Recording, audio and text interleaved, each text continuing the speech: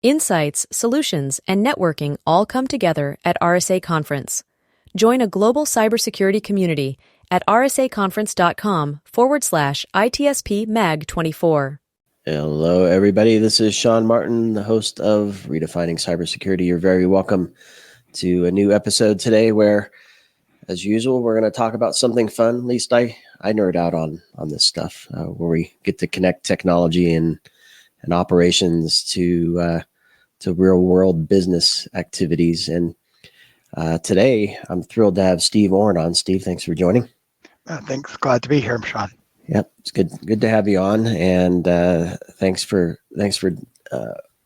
joining me for this conversation. We're going to talk about solutions architecture in the world of cybersecurity, and of course, I don't think you can decouple business architecture and infrastructure from security architecture and infrastructure. So that's probably something we'll talk about here. But I'm excited about this because many people listen to the show probably hear me ask my guests, well, how do we redefine, obviously the name of the show, how do we redefine what we're doing with security, but more importantly with the business earlier, so that we reduce the impact on the cybersecurity team, InfoSec teams, as we're trying to help the business protect and grow. And I wholeheartedly believe, and I'll probably have many conversations on this topic, that it's the definition of the infrastructure and the architecture of the infrastructure driven by the business with security in mind that will really help here. And Steve, I think you have some interesting insights to share on this. But before we get into that, some interesting insights on who Steve is. What have you been up to, and what are you up to now? Sure. So I'm the Federal Chief Technology Officer for Intel Corporation, and in that role, I help the U.S. government adopt advanced technology, integrate both Intel's capabilities as well as our ecosystem into their mission and into the enterprise systems, as well as help translate government requirements back into the Intel business unit so that we can build better solutions for the public sector and commercial solutions writ large. My background is in cybersecurity. I have run multiple security startups in the 90s and 2000s in the areas of desktop security, mainframe security, helped create the web security market back in the day. And then when I first joined Intel a number of years ago, I led our security pathfinding team. And that was a team that was focused on bridging the gap between long-term research in security and the products and what was coming out the door, and innovating using software to bring next generation capabilities quicker to market. And you can sort of look at how do you define whether it be security pathfinding or coming up with innovative solutions. It's looking at the overall problem space, understanding the business problem or the business challenge or the risks to that, and finding ways to help the customer either accelerate their security or apply security to various different parts of their domains that may not be getting the attention that your standard security capabilities and vendors and ecosystems are providing today. So a lot of what I've done over my entire career is, look for those interesting problems and come at it from both a technology perspective, but also understanding how that gets adopted. How do you scale security? How do you get it in the hands of customers in a way that they can easily consume and operationalize it? Yeah, I love that word, operationalize. And yeah, sometimes, and I've seen this in stuff that I've built when I was actually building stuff for security companies. If it's too complex, too heavy, too much tech, too much, you need so many hands and people to do something meaningful with it. We've heard the term shelfware, and I think that things break down. And just architecting a solution or a product, it's important, but then you have that product fits into a bigger picture. I want to take you back a couple days, Steve. I had the fortune of working on mainframe stuff back in the day too. And I think there's a resurgence actually in the mainframe for a number of reasons. But I think, what's your take on the world of the mainframe? Because in my perspective, those were very well architected systems. You knew what was what, how it connected, what it was supposed to do. It seems today we're a little more loose in how things are built and deployed with containers and all kinds of weird things. So take me back to the mainframe days, and have we missed a lot with the flexibility and scalability that we've enabled today? So that's a really good question. And back in the 90s, when we were doing that mainframe security product and capabilities, there were some really interesting things about the mainframe market. Like you said, it was a stable environment. There were applications that we were working with that had been up and running for 17 years, have never gone down, and that was the SLA you got out of these core business systems. They were also the things that were running the most mission critical applications to an organization. And they worked really well in a given and defined environment and operational state. Where things started to go, let's say, haywire, where our opportunity as a startup is as people started connecting those mainframes to open systems, to the internet, to external capabilities beyond sort of the green screen dumb terminal.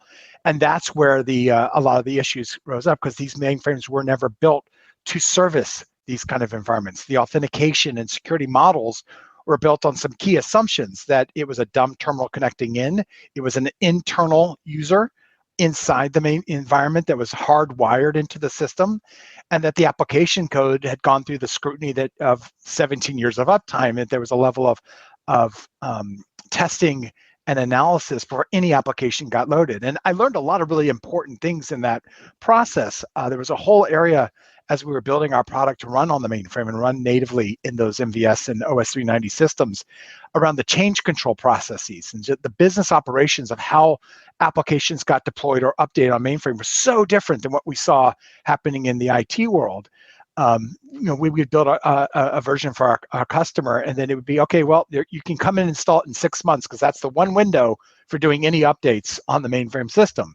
And that level of rigor is something we've absolutely lost in the agile CI/CD world, around making sure that an application had to run, had to be able to perform, had to be able to operate without downtime.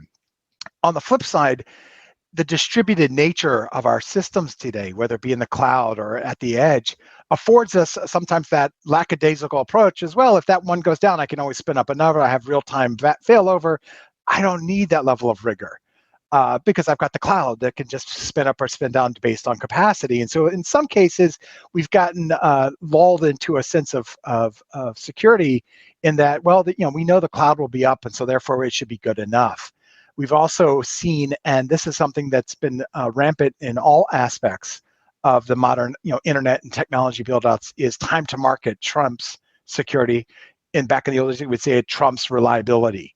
And I think what we're seeing now with the sheer volume of security events that we hear about every day, the massive data breaches and ransomwares and attacks that are happening all the time, people are starting to think differently, that we can't just take this idea of, well, if as long as it functions, it's good enough, as the only metric by which we deploy an application. And that's where we have things like DevSecOps, building security and security requirements and controls earlier in the development cycle so that it is secure by design. As a mantra, trying to get back to some of those tenets, if not the actual systems that we had in the mainframe world, that it has to be reliable by design. There's another term that's used a lot nowadays in the last 5 years, resiliency.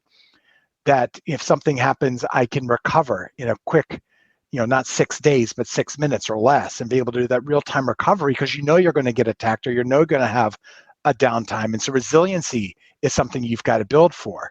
And so we're seeing these tenets come back. And so the things that we sort of learned back in the mainframe days and forgot for 20 years are coming back, and they may have new names, they may have new approaches, and they're definitely new languages. But we're starting to see some of those things percolate back up, that we actually rely on this infrastructure and on these applications for our core business, like we did in the mainframe world. But now those are distributed systems, or they're hyper-scaled systems. And how do we get those tenants back from the mainframe days, and be able to secure those systems to be able to survive when you're under attack? Which every day we know every system is being pinged, every system is being targeted. Yeah. Yeah, and I go back to AS400 days, where we were connecting mainframes, to your point, to the internet through other systems, typically Windows systems, NetWare systems, and connecting CAD devices and other Windows applications. And the AS400 team had this stable environment. They're like, don't mess with our stuff. We'll give you an interface. You can go wild on your own things, but you're not going to mess with the core business functions on our end, accounting and finance and all that stuff. But you use the word build, and I think that's where we started to take off, because we were able to build a lot of stuff, and today we can build a lot of things, and we can pull in other services to create even bigger systems of things. And where I think we've kind of lost our way is on the architecture, which is the whole point of this conversation. We might architect our own little piece of the puzzle well. Maybe we don't. Maybe we don't shift left enough or design with security in mind in the first place, but hopefully we do. But it's that big picture of the multiple elements within the system. If a piece of the code, we're relying on a third party to deliver that function in our app, we don't architect it in a way that there's a failover or something happens when that service goes haywire, either integrity of the data or the service is offline, then that individual application is at risk. But then we also have to remember that application is probably connected to other things, our CRM and our ERPs and our marketing engines and all this stuff. And things can go really, really crazy really quickly. And for most organizations, I don't know, if a little downtime might not be a huge deal, but if we're talking critical infrastructure or a financial sector that relies on a system that's shared across multiple, I'm thinking Swift as an example, right? If we don't integrate that and architect our solution around a piece of the component or piece of the pie that we recognize could have a problem, then we're setting ourselves up for some disaster. So how do we get to a point where not just the large organizations that have a lot of money, how do we get to a point where most of us can architect our environment in a way that's more resilient? So it's a great question, Sean. And I'm going to hit on something you said, is that system of systems. Most applications today are exactly that, a system of system, a combination of services and code and applications and infrastructure from a variety of places, internal developed, hosted by your cloud provider, open source code modules, third-party vendors, and multiple applications in that workflow. And it can become a very complex system fairly quickly. And a lot of organizations focus on their little piece of the pie. Like you said, I can lock down my little widget and it's really good. But every one of those things live in the real world. They live amongst these other flows, these dependencies, if you will. One approach that people are taking is, and it's a classic model of solutions architecture. And again, we're not trying to say you have to build this most complex map of dependencies and the mind map kind of pictures, but understanding the workflow, the business operation, like you mentioned, that you're trying to enable, and that your piece of the pie is a critical component of, or even a supporting player, and how you fit into that overall architecture, how you fit into that overall solution. And this is, then how do you understand your dependency? So your module depends on data coming from one place and storage services from another, and maybe network connectivity, or relies on a UI over here. Understanding your direct dependencies, your information flows, and what you're relying upon to be able to operate. And then taking it one step further and understanding your dependencies. And once you get to that level of complexity, which can be pretty complex pretty quickly, it allows you to draw a box. It allows you to say, okay, here's where our database is and it's running on this kind of infrastructure. Here's our application server. Here's our front-end UI. Here's where we send the data to another repository. And you understand those flows. And that's why what a solution architecture really is understanding the system of systems that are involved and the flows. And that's a lot. Sometimes the technical folks get really focused on the systems.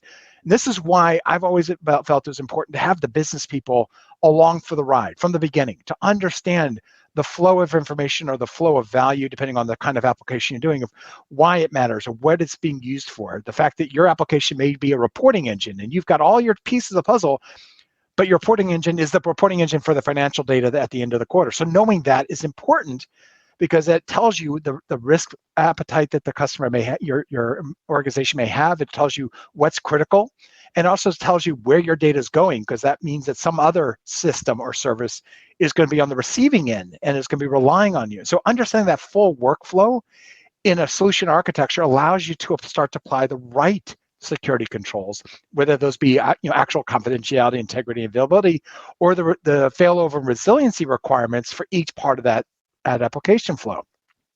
And so that's where this notion of looking at the system of systems and the flows of information really helps you when you're looking at, well, how do I secure the system and what are the requirements? Having the business people along and having the infrastructure people in with the development team will better allow you to understand both the capabilities and what's available and what maybe you have to augment. The infrastructure say, hey, here's your network pipe and it's automatically encrypted. Great, I can take advantage of that. I need authentication. Well, we don't supply that. Well, that tells you need to get that someplace else. When you look at the business flow, you say, well, the end customer for this is going to be external. So an internal system of authentication is going to help you. It gives you the requirements you need for applying the right security controls. When we look at some of the more modern frameworks, and I'll pick on the NIST cybersecurity framework, one of the tenets of how you identify your risk is understanding the flow of your data and the flow of your systems across the different domains and how they come together and apply the right risk rubric, if you will, for your application. Some great examples are out there.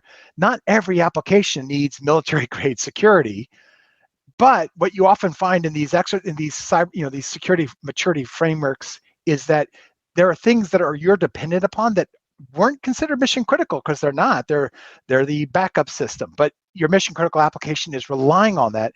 Suddenly that gets pulled into the scope of needing higher level of due diligence and security. So it's really understanding the dependency chain to enable that business operation or that workflow is a foundational way today of how we get a better understanding of what are the requirements, what are the risks that we're willing to accept or that we need to mitigate against for a given application. And the same technology stack could be servicing two completely different business applications that have completely different risk postures. And so just assuming, well, we built it once for this system, it should just work for the next one isn't always true. And that's why bringing the business people along is absolutely critical, because they're going to tell you what that business application is or how often it needs to be, what their SLA is. Does it need to be real time? Can it be up, down for 2 days and then come back up? You don't know that unless you understand what the actual application is and what the business requirements are. So I'm a simple guy. I have to look at things usually in blocks of pictures, if you will. So I'm picturing two parts here. One is identifying gaps. So I'm looking at the flow, where data is going, how systems are connected. I'm looking at where critical points are identified, where downtime is unacceptable, or lack of flow, or delay in flow, or transaction can't complete, whatever. That's one part of it for me. And then the other part is we just have this rat's nest of workflow that in and of itself is risky because there's many more points of failure, perhaps, but also just it could also impact the efficiency of things. So, in your conversations with organizations that you've helped with some of this stuff, are those the two pictures that usually come to the surface? And if so, does one kind of rise before the other? Do they care about the complexity as long as we get the points of failure sorted out and the risk mitigated? Or I don't know, because I have a strong feeling about the complexity piece. That if it's taken 10 hops, you can do it in one and eliminate 5 systems or whatever. I think you're in better shape. Anyway, what are your thoughts on that? So it's an interesting conversation looking at sort of the is world versus the to be world. So a lot of business processes, a lot of IT infrastructure is a hodgepodge of middleware. And well, we had this thing working, we slapped something new on it to get this new capability. And you get this rat's nest or spaghetti of flows and information dependencies and infrastructures that have been cobbled together over the last 20, 30 years. And the fact that it's running is by sheer will of force and an act of God. But at the same time, there's sort of two aspects that get looked at. One is, okay, how can we make this system more efficient? And by indirectly, therefore, easier to secure if there's less moving parts, is one exercise if you have the time, the funding, and the patience to go at it and look at the operational efficiencies. the other side is, well, I can't go spend the time. I've got to protect this. How do I protect the thing that I have? And so there are two ways to come at that problem. And one is, if you can sort of reduce your dependency on things that aren't critical, or that you have a better way of doing things, that's obviously, it can be reduce your complexity and therefore increase your ability to secure. The other is looking at modularization. So most workflows today, especially in complex business, are very complex and like I said, many points of light of hopping around and interdependency across systems that have been deployed many years now and keep getting reused in the new infrastructures. Is being able to, from a solutions perspective or an architectural perspective, do the segmentation, be able to sort of separate the key parts of that business workflow to be able to atomize it, bring it down to something a little bit more solvable. You start with the big macro picture, but then you start drawing these key circles of what are whether from a service perspective or from a business function perspective, create these modulars or containers. I'm not talking Kubernetes container. I'm talking sort of drawing a box around it and then being able to analyze that box, defining a structured, whether it be API or set of services capabilities that the box will handle. And so the other people, other organizations, other code or other applications that are dependent upon it have a defined way of interacting with that module. And then the folks that are responsible for that module can dive deeper into that in order to sort out their inner complexity and inner workings. That's one way that a lot of the enterprise architecture folks and solution architects work together with the IT security operations in order to be able to unpack this highly complex environment. Because you look at these maps that take up whole walls and your brain starts to melt. But it's being able to sort of lock down. And one of the things that people have found is once you start defining whether at the technical level, it could be an API contract between two modules, or in the cloud environment, you start identifying the key services and you can bound them and say, okay, here's the service I'm taking advantage of. There's two benefits you see. Number one, it allows you to more quickly understand how your architecture works so that you can make changes by abstracting. It's the same idea we used to use, modular code development. The same idea now at the services and the infrastructure level, but also allows you the opportunity to say, this one isn't working for me. All I have to do is find something to drop in, replace, but everything else is built to a common interface or a common set of services agreements. And so it allows you to be more modular in tuning or making the systems more efficient. From a security perspective, ultimately, you're going to have to apply security controls throughout that entire workflow.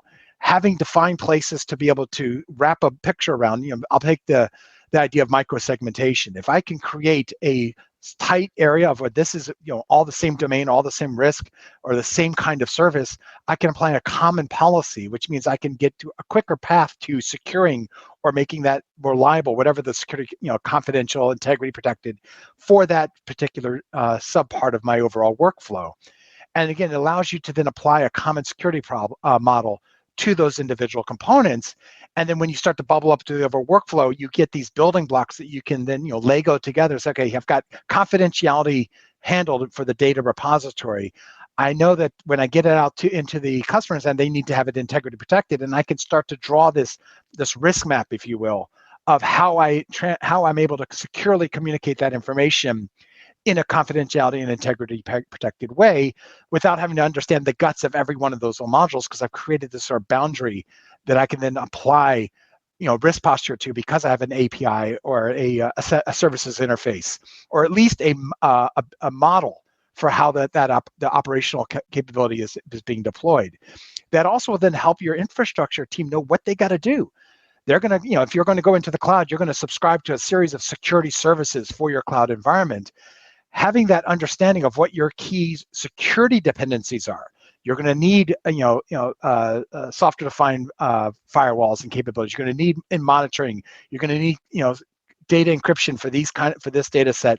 Having those informing the infrastructure team as you're building the application that's, again, built on the workflow, allows for them to be ready for your application so that you can deploy securely or meet your audit from a regulatory perspective. So it's that, I think the core of it is getting the right teams together as part of that planning process, and then leveraging each one's expertise to help build that model going forward. And then one of the key things a lot of people do is they do the exercise, they're like, mission accomplished, let's move on.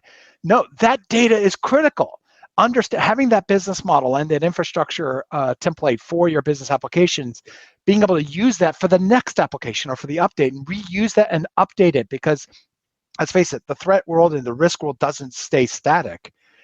And if you have this good model that you've created, this good architectural approach, you can then adjust for what's new. Like say we've got now a new kind of ransomware we have to deal with. It does attacks the backups repository. So we need to focus on how do I enhance my backup as a service to all my applications. It allows you to be modular in your approach of the changing world we live in. So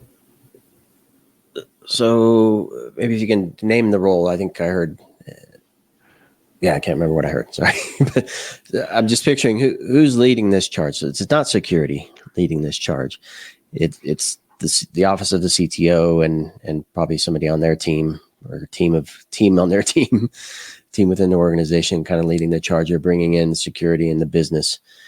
We're also talking about risk. So if an organization approaches risk management a certain way, by having this solutions architecture role, identifying the gaps, does that feed the risk management, or does risk management turn to the solutions architecture group and say, we're looking at our risk exposure or exposure level here. Can you give us information to support us? Or how does that relationship work in this part? I think it is bidirectional.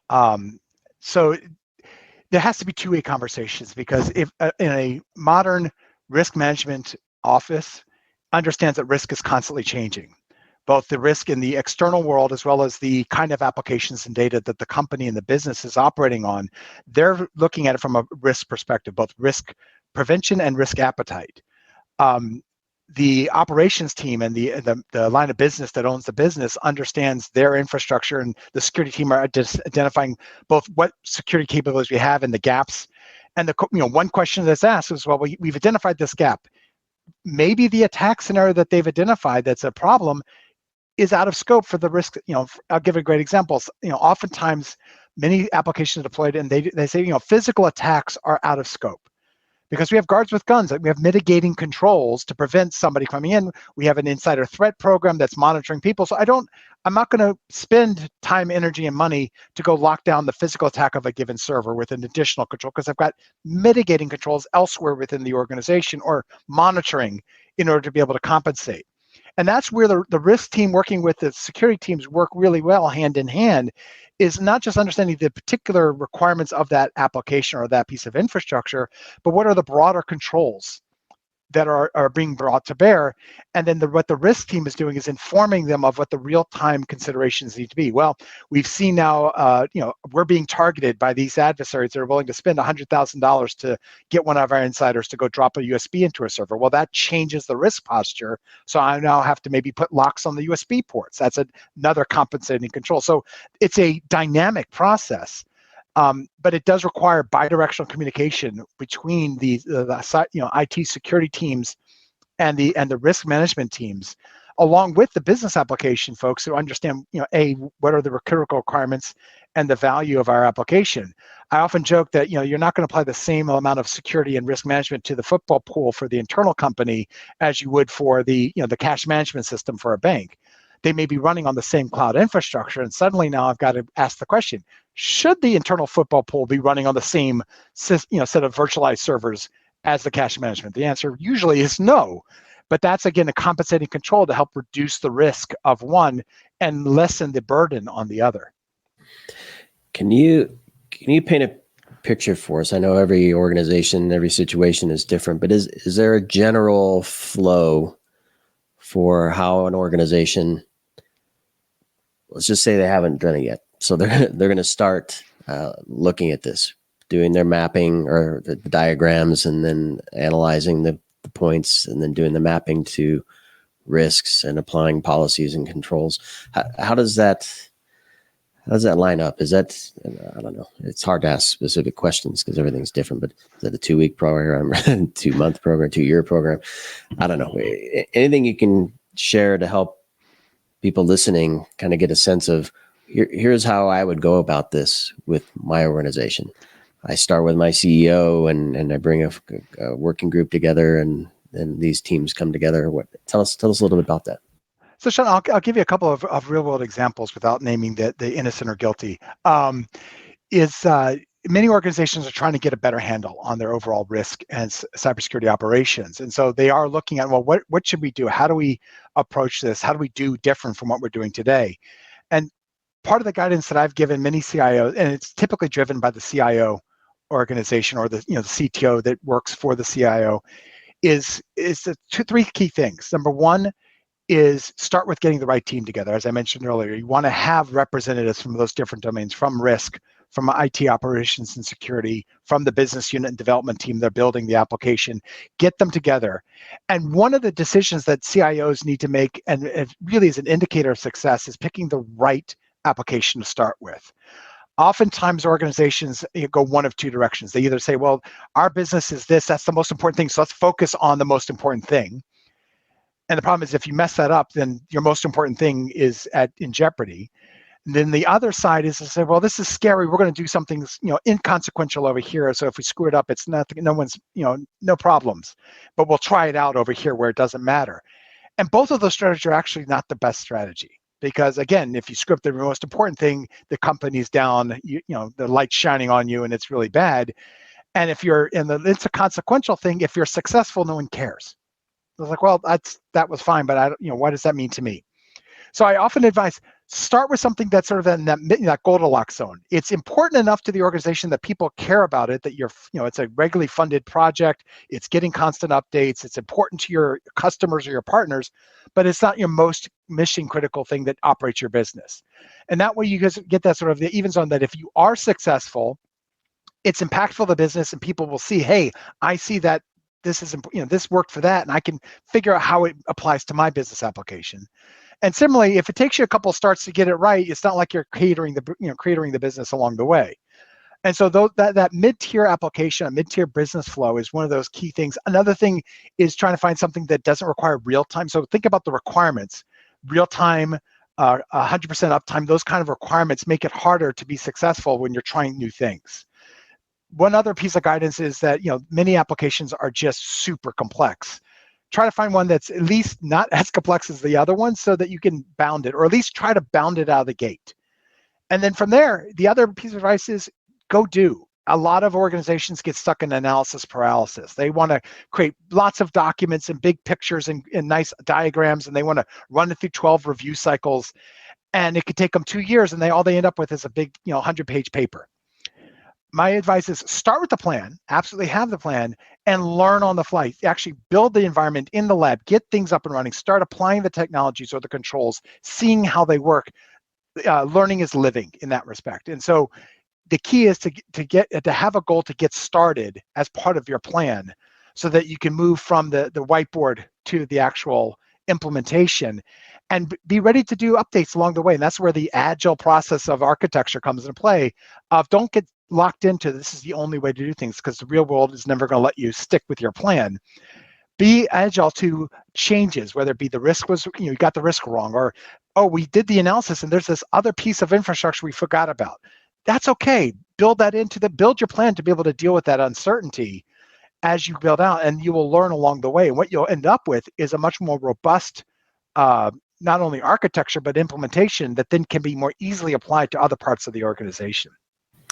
So I'm picturing a matrix management program here, where somebody holds the keys to, or holds the schedule and the plan to make this happen, with a bunch of people who have other stuff that they're presumably being graded on for their annual reviews. So some organizations may place this on there if it's an important thing, but how do you find getting people invested in the right ways throughout the whole process? So early buy-in is important with proper executive air cover.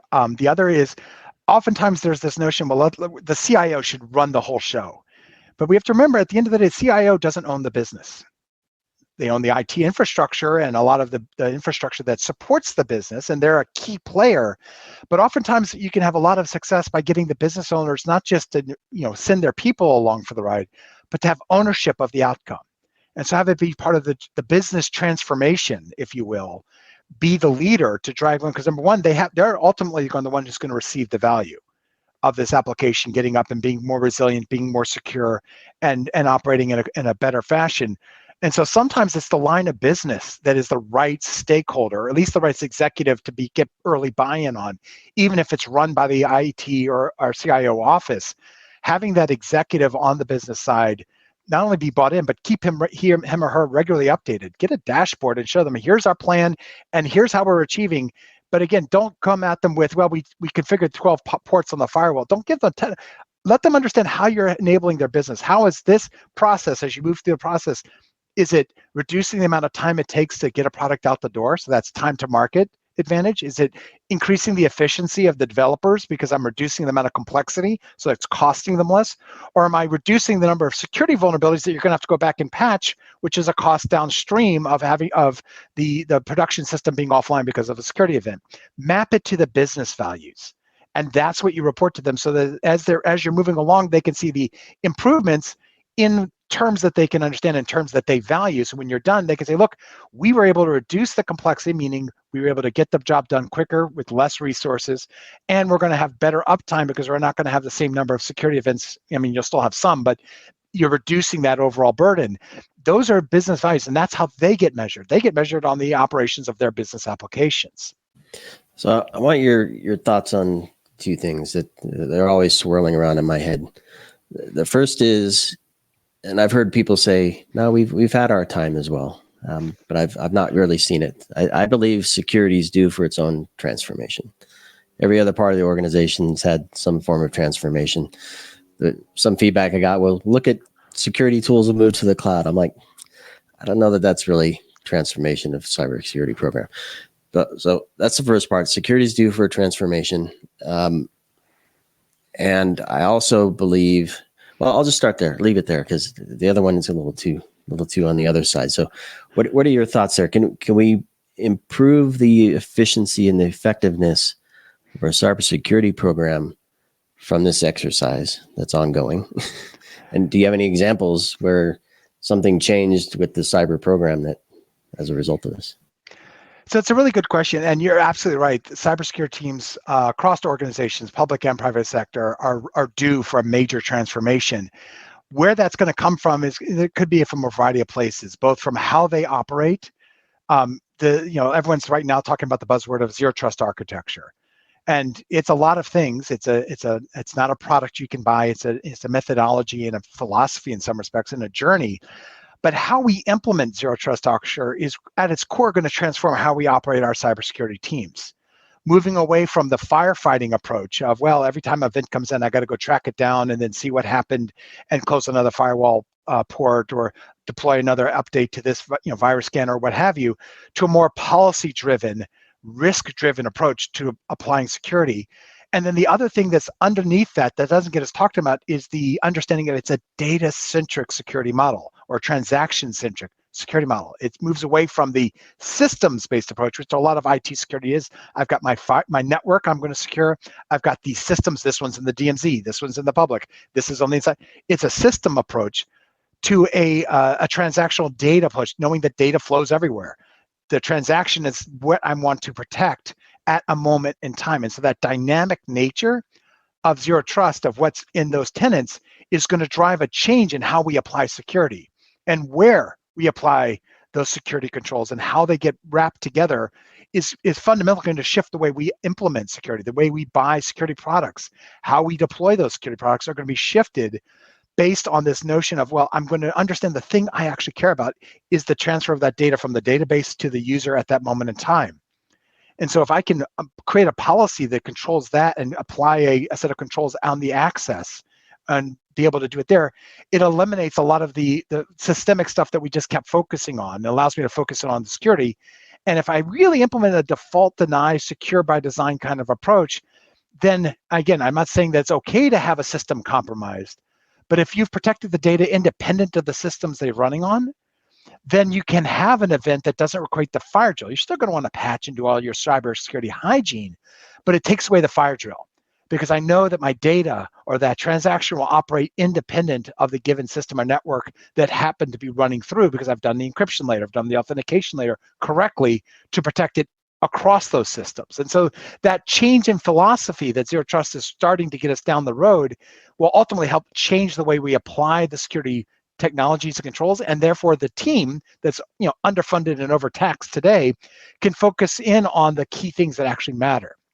So I think that's one key area of how security is going to transform, is moving away from the firefighting to more, how do I protect the things we care about? Yeah, I love it. Kind of connected to this before I get to my other question. Mark always jokes that I have too many questions, but anyway, when this exercise is being done, we've talked about the diagrams and pinpointing the areas of risk. So our conversation has primarily been around risk, and we talked a little bit about efficiency of the system of systems. Do organizations, have you seen it where, and maybe this is common and I'm just not familiar with it, in addition to the risk overlay on that, do we see what revenue we make overlay on top of that? So we can see where the money's coming from in this view, as well as where we're spending the most money. And it's that second, well, all of it together, but it's that second part of, if we're just spending so much on security for this area that's not making a bunch of money, and because it's so complex that we're trying to do too much control and putting too much team on dealing with that complexity and exposure, that would be a beautiful thing for me to see. do we get that? Do we get that at all? So I would say that it's something that it's a pitfall that a lot of organizations fall into. Mature organizations, and again, if you read the documentation on something like cybersecurity, for instance, they aspire to that goal of where you're tracking your security operations to the value chain. That's the vision. Most organizations aren't there yet, but they're working towards that. What you described is a great state to be, where I've got a detailed understanding of how my cybersecurity team and my IT operations team are spending their time and energy. So that's the cost structure and where it's being applied. And you overlay that with the value chain from the business operations. What applications are either driving revenue or keeping the doors open so they're reducing our cost, and be able to map those two worlds together. And like I said, in theory, these frameworks are supposed to help you accomplish that. In practice, it's really hard. But the organizations that are starting to see some of that value. They're not doing it for the whole macro organization yet, but when they look at particular workflows, they, by having the business people, they know what the value is. They know what that particular application, either the revenue it generates or what its piece of their overall business operations is. And then they can apply to understand, okay, where are we spending our dollars based on the current risk of the environment? And so they can start to create this, this mathematical model of, are we getting the most value out of what we're spending our money on? And what you find is that's a conversation. What we're talking about here is not the kind of conversation your typical CISO with a tech background can have.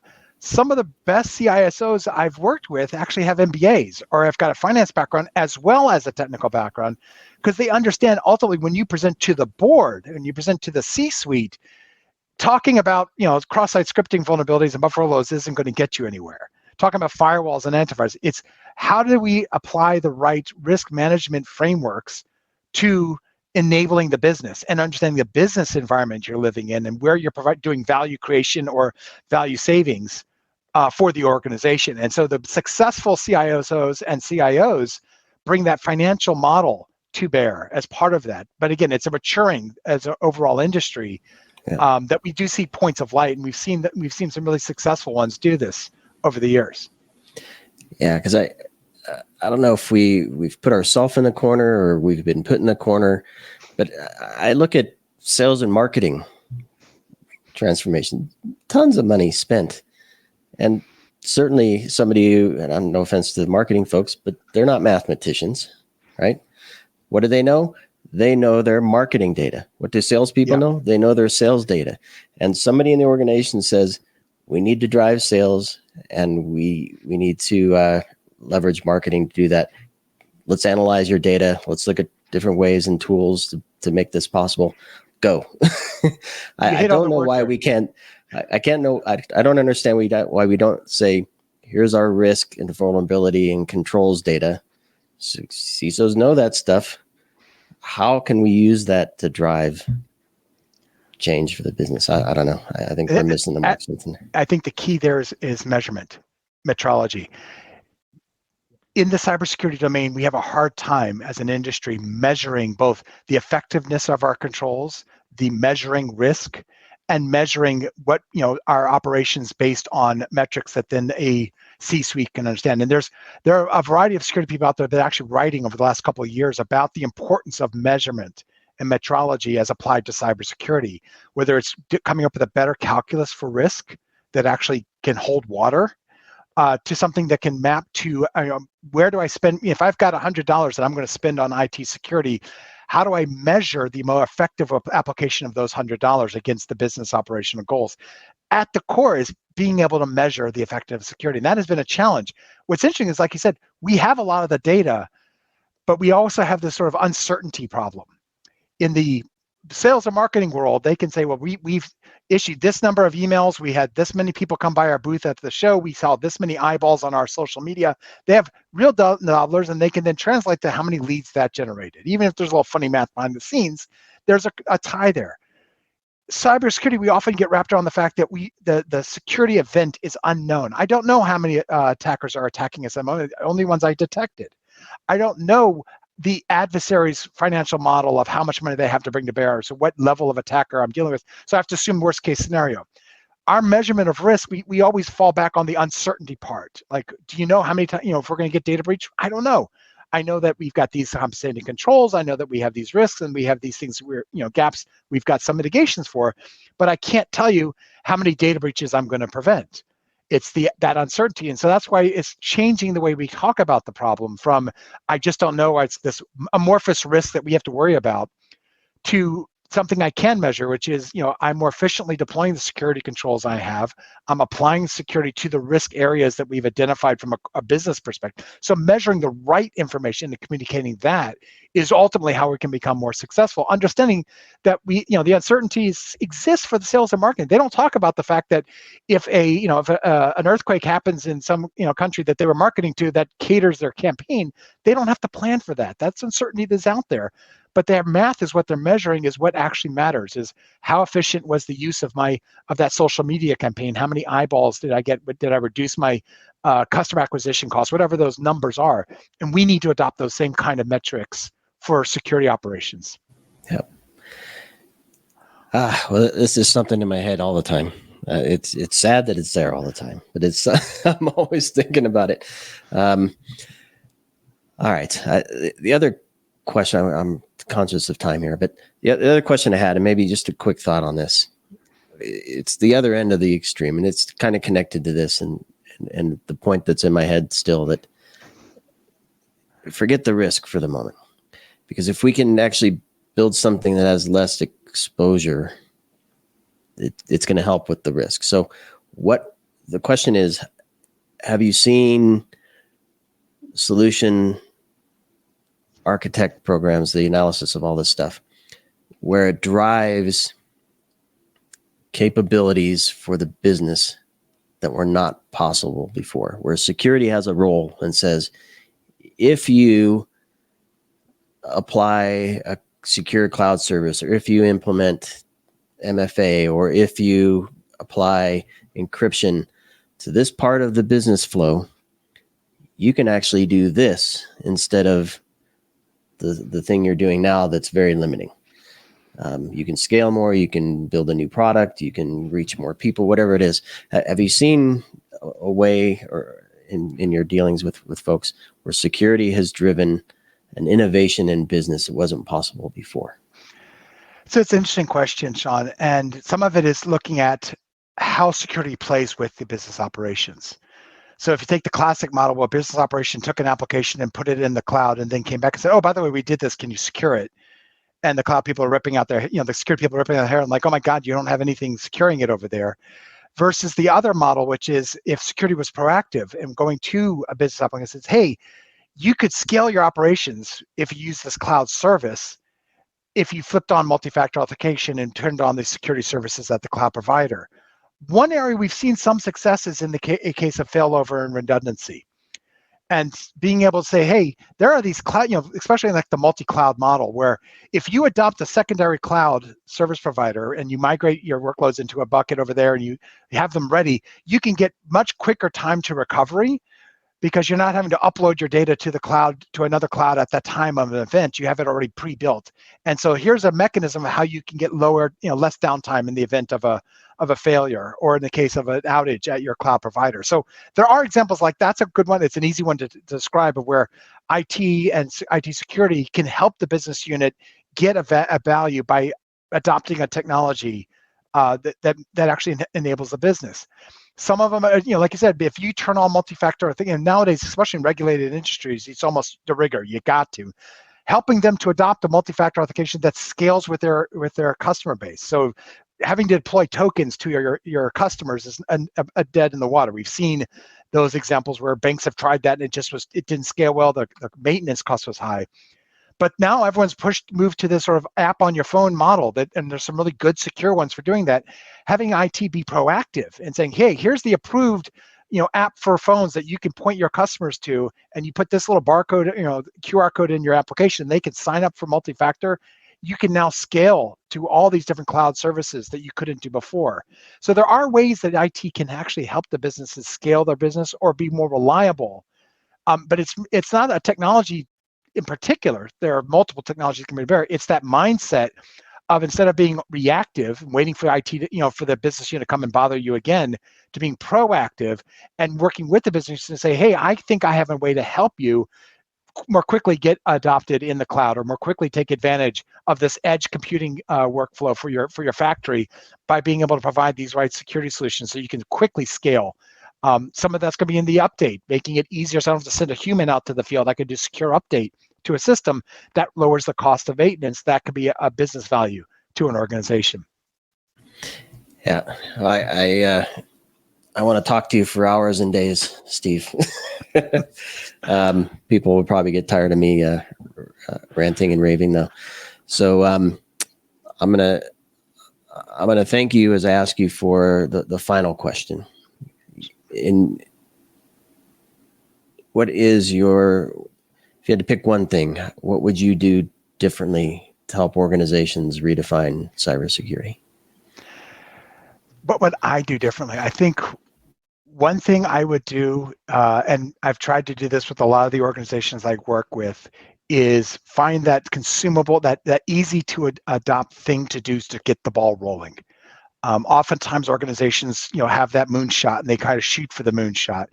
And some of the guidance I've been given recently to a lot of CIOs and CISOs, both in government and in the private sector, is look at some key things you can do to win now, to show that you've achieved a goal in the short term, as you buy yourself the credibility to get to that moonshot. And whether that's, simple things like asset inventory and transparency in your supply chain, or network microsegmentation, little things you can do to better secure your environment that actually have an impactful against your risk, can be very impactful. They're not always the sexiest things. It's not, well, I'm going to take this cool AI widget and apply it to all my security. But you can actually create some really valuable security mechanisms, some valuable security risk mitigations with some of those simple controls if you deploy them. And that gives you the quick win. And when you get that quick win, make sure to tell people about that quick win. Communicate.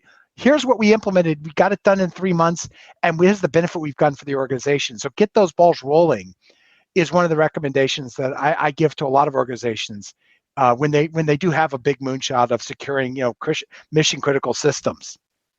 Yeah, my favorite boss in the world gave me that advice as she brought me into her team once, or when she brought me into her team. So I wholeheartedly agree with you. Quick, meaningful wins for the win. For the win, exactly. I love it, Steve. Well, it's been fantastic. Pleasure to meet you. Pleasure to chat with you. I'm serious when I say I could talk about this for hours with you. Maybe you'll come back. We can take a deeper dive on something that is lingering in both of our minds.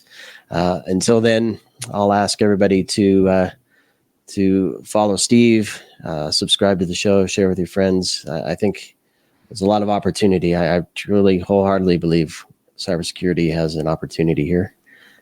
It's for transformation for itself and huge impact on business success.